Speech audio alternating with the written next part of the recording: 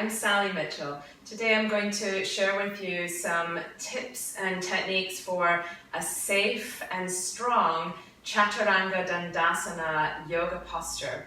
This posture is done so many times in a vinyasa flow class and is often seen done incorrectly or not safely, putting a lot of pressure on the elbow joint, the shoulder joint, and the wrist joint.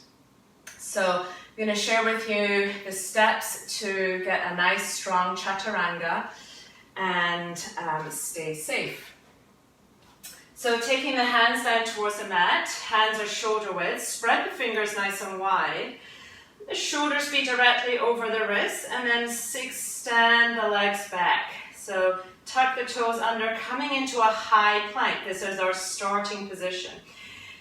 Press the heels back, lift the kneecaps, draw the belly up and in, and then a little external rotation in the shoulders, and keep the gaze down, maybe a little in front, so the neck is long. So long, tall spine, really strong high plank.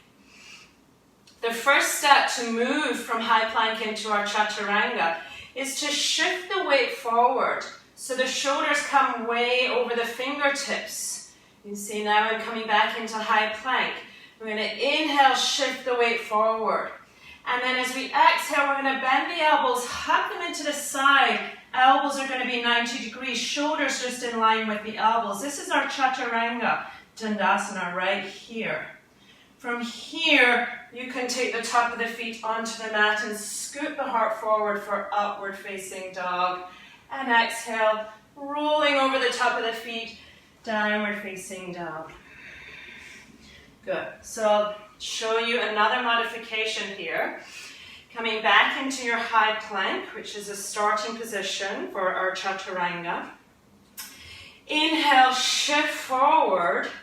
Shoulders come over the fingertips. To modify, lower the knees down, but keep the hips in line with the shoulders and elbows hug into the side body, elbows point back. Keep the gaze a little forward, shoulders come down, elbows are 90 degrees. Chaturanga Dandasana modified. And then you can go all the way to the mat. And then inhale, either a cobra or upward facing dog. And exhale, downward facing dog. Good. So let's break it down a little bit more.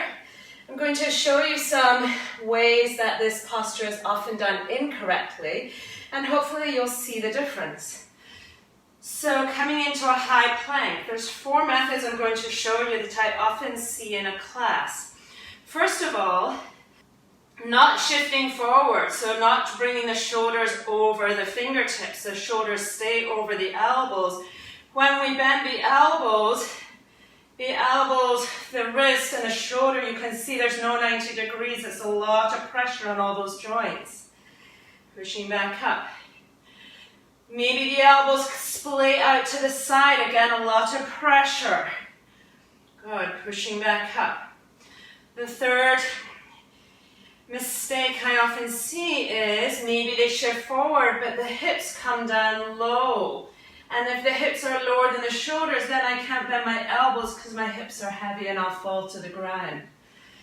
The other method that I often see that's incorrect and not safe is maybe they'll shift forward, but the shoulders come way down. So again, we're putting a lot of pressure on the joints and we're not cultivating the strength in the back of the arms and triceps.